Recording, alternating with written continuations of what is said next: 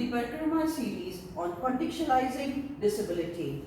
Today we will discuss about disability or diversity. Is disability a diversity? Instead of going into the details theoretically, let me start off. Today we will discuss about certain stories. They are hypothetical stories which have been spoken, which have been written about, and let's see where exactly are we from after listening to these stories, whether it is a disability or diversity.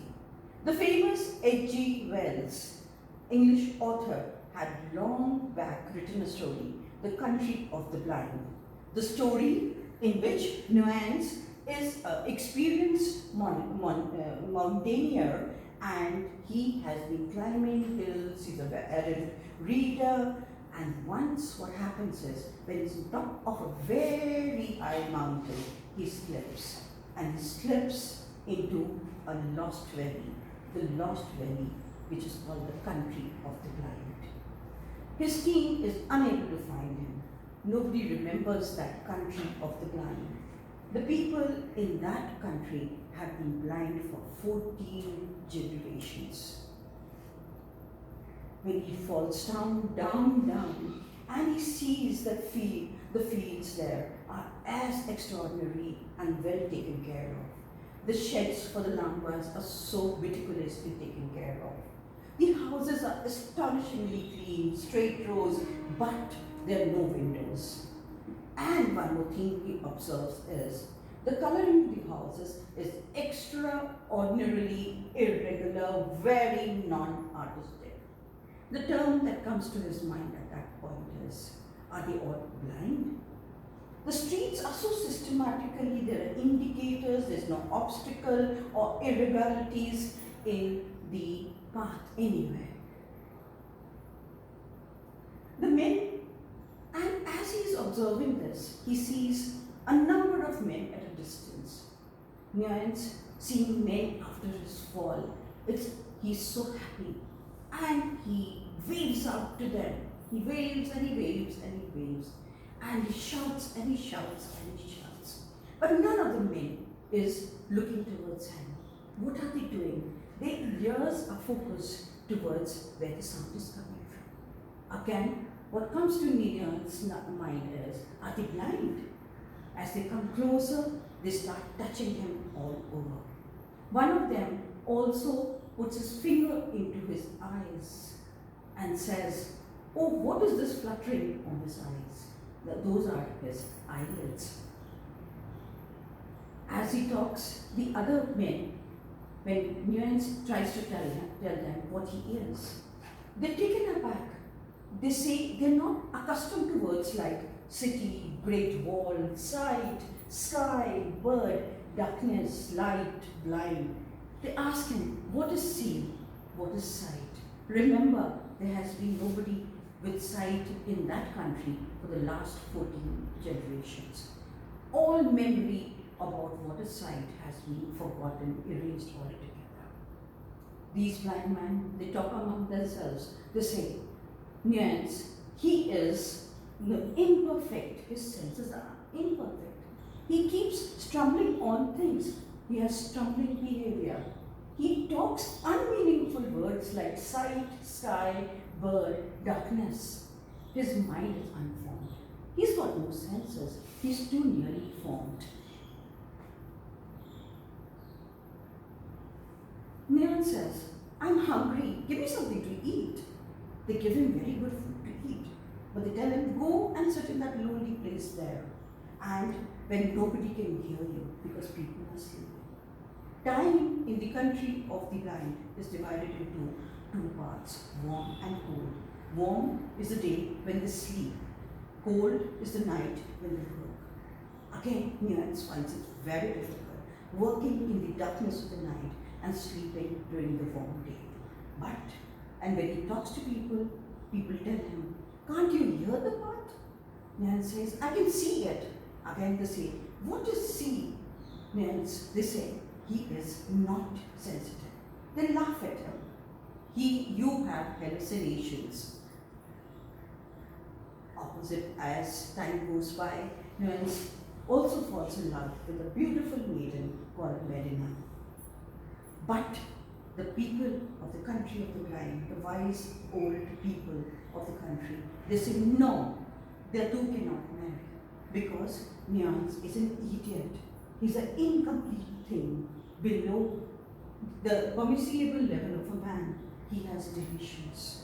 We need to cure him, the doctors say. How will you cure him?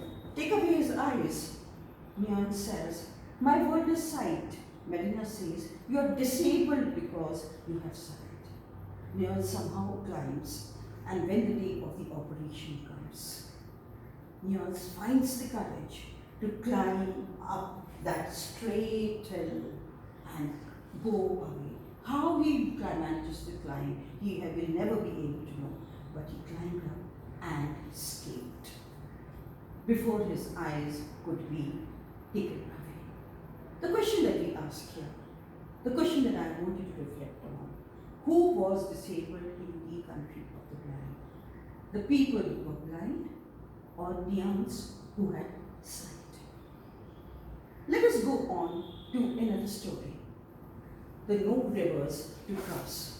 This is the hypothetical story, again, which has been written by Finkelstein in 1992.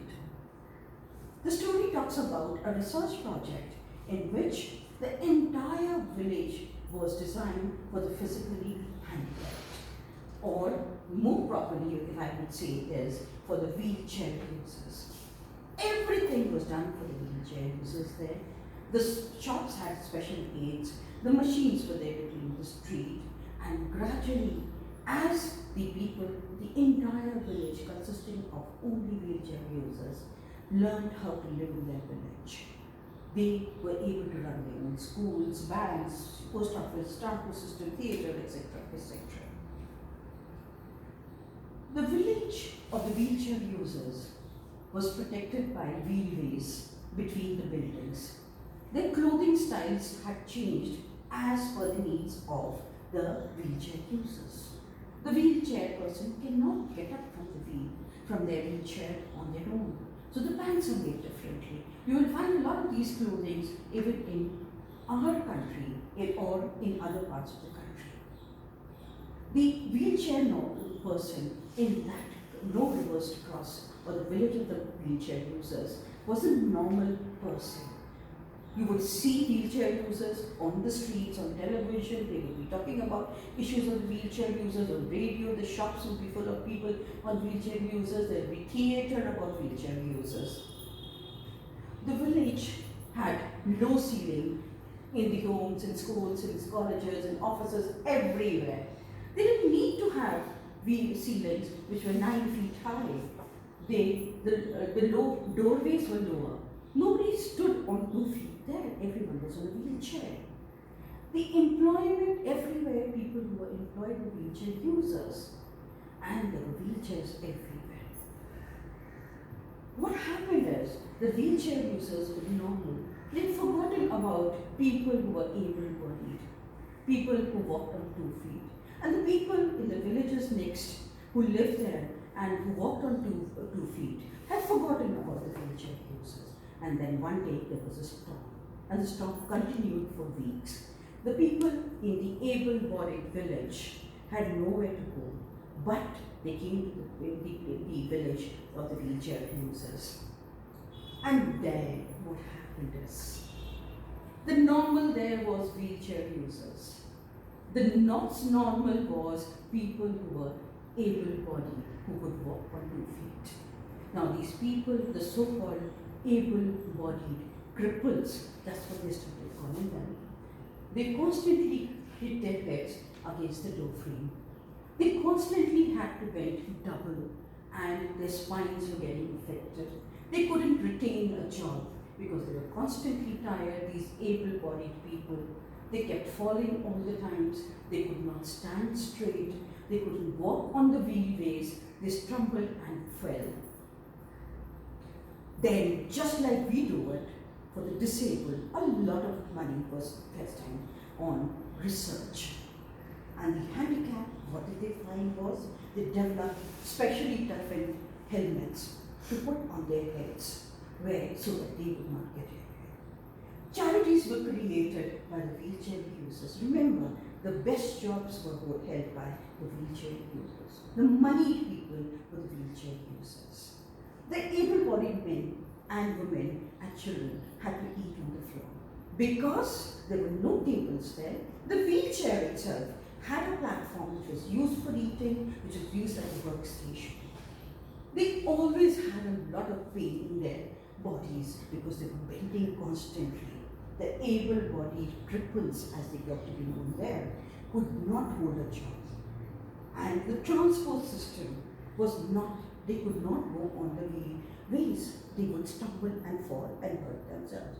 So special trams was made for them to take them to the community hall where they were taught about basket weaving, chalk making, etc. There was this little girl, little Shanti, who had lived in the village of the so-called normal people when she was a child. And she remembered, able-bodied people would make all sorts of gadgets for themselves, which would help them travel on rough ground when it rained and that there was wind. But the people who were on wheelchair or who were physically not able were asked to stay at home. When she used to live there as a small girl, she remembered. And today, the senior aged Shanti, living in the village of the wheelchair users, was reflecting. Disability isn't something that you have. It is something that happens to you when one grows, when one group of people create barriers by designing the world only for their style of living. She was reflecting, what is disability? So, again the same question that we are faced with. Who were the disabled in the village or the wheelchair users? The wheelchair users or the people who came from the village of the able-bodied men and women, the ones who could walk on 2 feet. Let's come closer to home, to a real situation. Is the University of Gujarat University, which is also called the University of Science, which was established way back in 1856. The Gujarat University is situated in Washington, D.C. Majority of students, its students even today, are non-hearing, partially hearing, deaf, blind.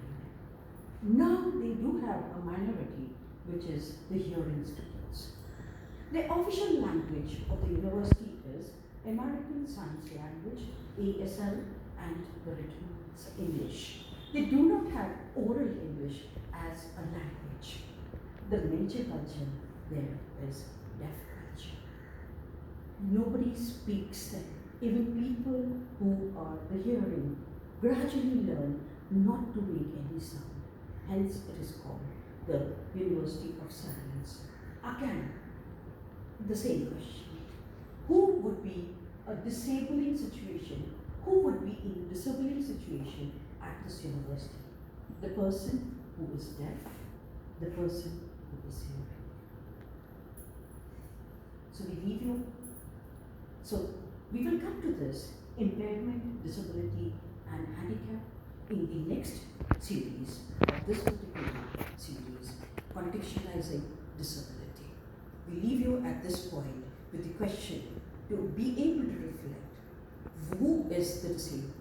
What causes a person to be called disabled? Thank you.